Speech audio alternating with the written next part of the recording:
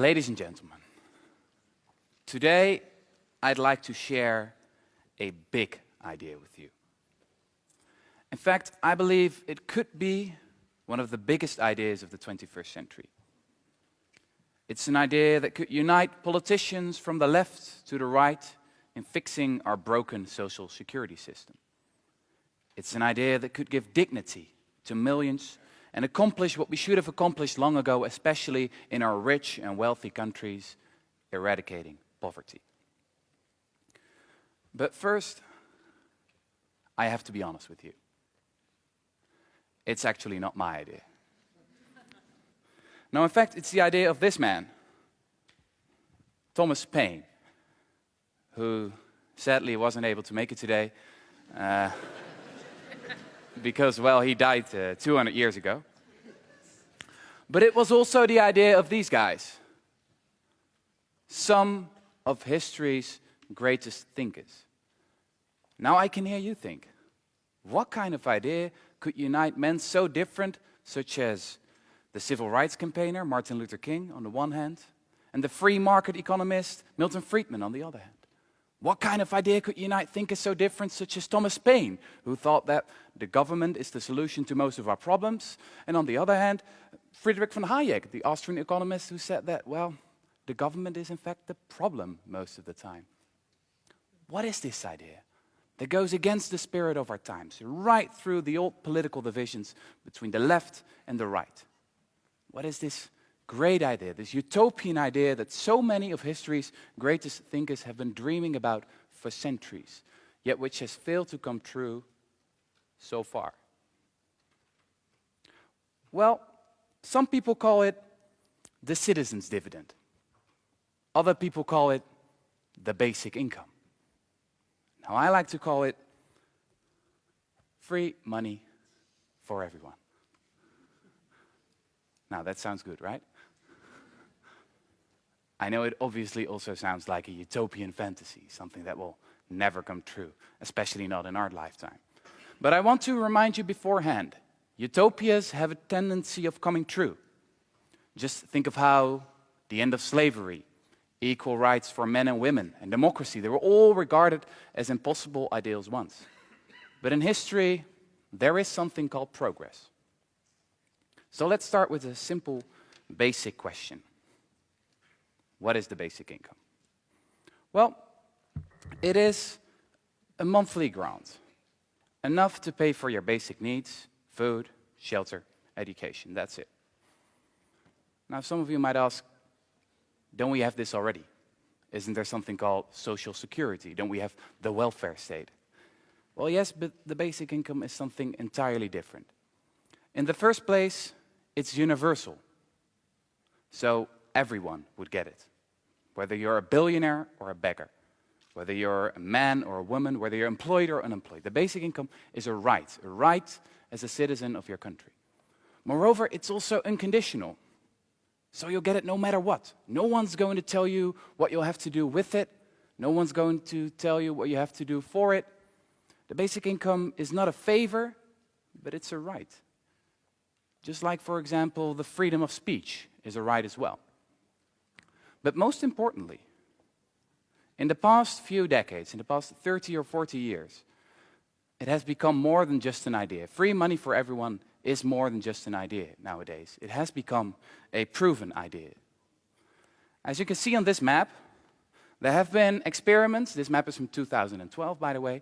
There have been experiments all over the world, and especially in the South.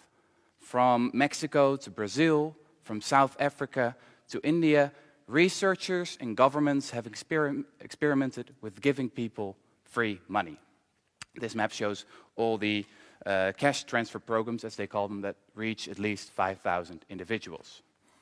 And there have also been very large-scale experiments in the 70s, in the 80s, in Canada and the United States. They're almost forgotten nowadays, but they were a big success. Now, what researchers have shown time and time and again, by comparing a test group of poor people who received free money and another control group who was similar so that they could see what the effects would be. Time and time again, they have shown that free money results in, well, lower inequality, lower poverty, obviously, but it also results in less infant mortality, lower healthcare costs, lower crime rates, better school completion records, less truancy, higher economic growth, better emancipation rates, and all kinds of other positive social outcomes. Time and time again, researchers have shown that free money may be the most efficient, the cheapest, and the most civilized way to combat poverty. Now, I'm not going to be able to summarize all the experiments that have been done, of course. So I want to tell you about just one experiment that was done a few years ago in the city of London.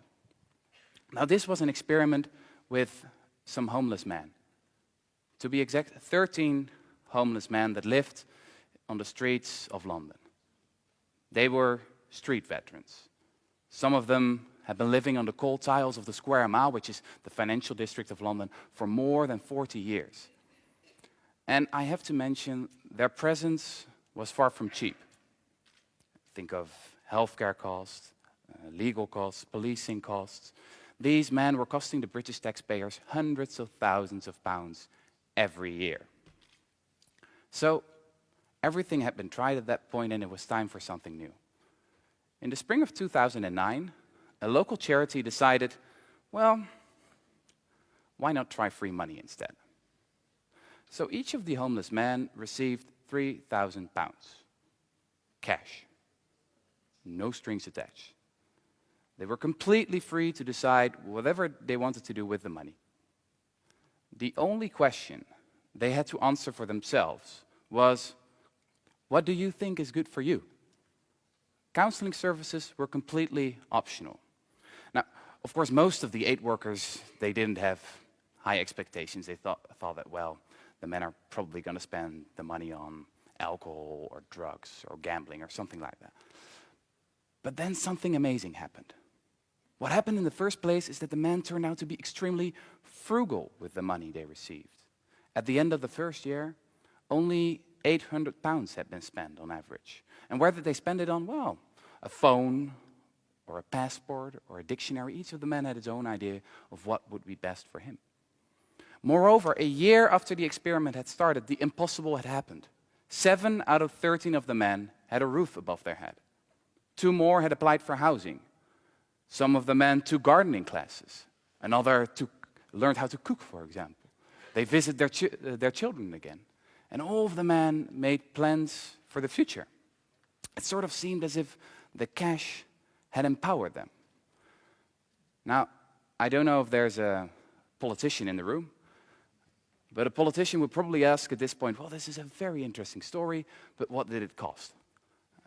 What did the experiment cost? Well, the answer is £50,000, including the wages of the aid worker.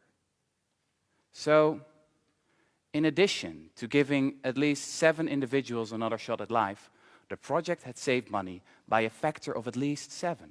And this is a very conservative estimate. Even the liberal free market magazine, The Economist, concluded at that point, the most efficient way to spend money on the homeless might be just to give it to them. Experiments such as these, and that have been done all around the world, show us that we need to rethink what poverty actually is. Poverty is not a lack of character. Poverty is a lack of money. Nothing more, nothing less. So it turns out that it's a great idea just to give money to the poor if you want to resolve that problem. Ladies and gentlemen, we are living through a time and age in which our societies and economies are changing faster than ever. It's an age of automation. The robots, they're coming for our jobs. Now, this will bring, obviously, great prosperity, but it also means that we will have to adjust. If we do not adjust, if we keep applying the solutions of the 20th century to the challenges of the 21st century, then the middle class will crumble and inequality will soar. Now, truly, this is a dystopian future. Nowadays, governments are obsessed with pushing people into jobs even when there are no jobs. It's like the great inventor Richard Buckminster Fuller once said, so we have inspectors of inspectors and people making instruments for inspectors to inspect inspectors. The true business of people should be to go back to school and think about whatever it was they were doing before somebody came along and told them they had to earn a living. I believe that the basic income is a better alternative to our current welfare mess. But I have to admit, throughout history, there have always been 3 arguments against it, 3 formidable objections. Now, the first goes something like this. It's an interesting idea, but I've done some calculation and it's too expensive. Sorry, can't pay for it. It's not going to work. Now, this might have been true in the times of Thomas Paine, 200 years ago, when almost everyone, almost everywhere was sick, poor, hungry, and ugly. But it's not true anymore. As a society, we are richer than ever. I'd like to see the basic income as a dividend of progress. Because our forefathers worked so hard to achieve our current level of prosperity, we can now afford to give everyone a share of their accomplishments. And remember, eradicating poverty is actually an investment. There's one economist who calculated that it would cost about $175 billion to eradicate poverty in the United States. Now, that's quite a lot of money, right? $175 billion each year. But it's only a quarter of the country's military budget. So this is entirely possible. It's entirely doable. And after 10 or maybe 20 years, it will turn out that the investment has paid for itself, because the government will save billions in lower healthcare costs, there will be less crime, and there will be lots of more productive citizens who will be able to fulfill their dreams. So let's move on to the second objection. Maybe that one's better. The second objection goes like this. This is an interesting idea. We might be able to pay for it, but when you give people free money, they'll stop working. You know, it's human nature. People are lazy. Nothing can be done about that.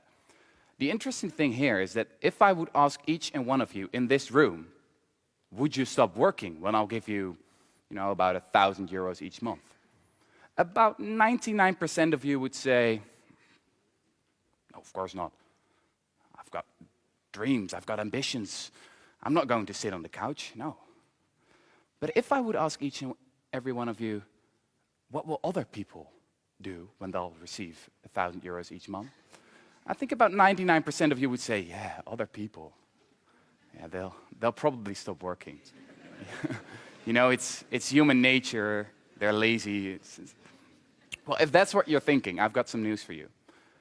The experiments that were conducted all over the world, and also common sense, actually tells us that most people want to contribute to society. Most people want to make something of their lives. In fact, some of the experiments have shown that poor people, especially poor people, actually work more when you give them a free grant, because it gives them the opportunity to invest in their lives or in their business, for example. The third objection, ladies and gentlemen, might be the most difficult to overcome.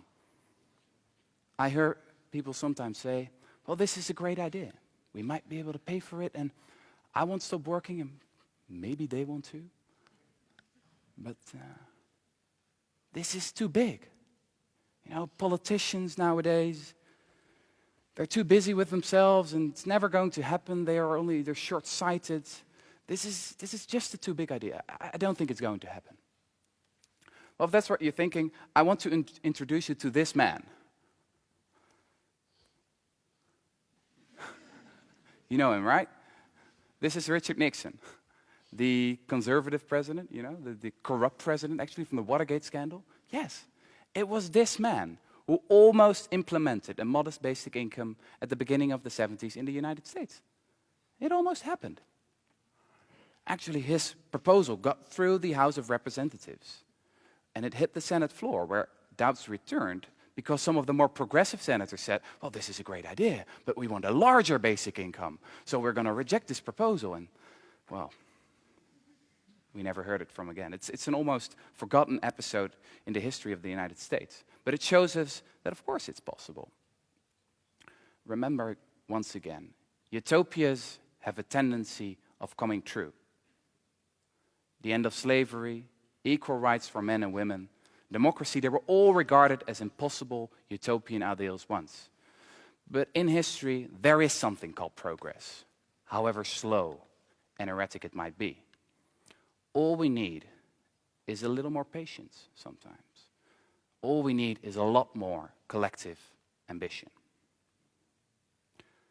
Now, I understand that a short TED Talk is probably not enough to convince you that free money for everyone is going to be the biggest idea of the 21st century. So I encourage you to read more about it, to look at the evidence for yourself and think, isn't it time to update my worldview? As I said, our ideas often lag behind the speed in which our societies and economies are changing. The basic income may not be implemented in the next 3 or 4 years, but it may be implemented in the next 30 or 40 years. Ideas can and do change the world. In fact, history is ruled by little else. It's like the famous Irish poet Oscar Wilde once said, "Stronger than 1,000 armies is an idea whose time has come." And I believe that in this century, the time has come for free money for everyone. Thank you very much.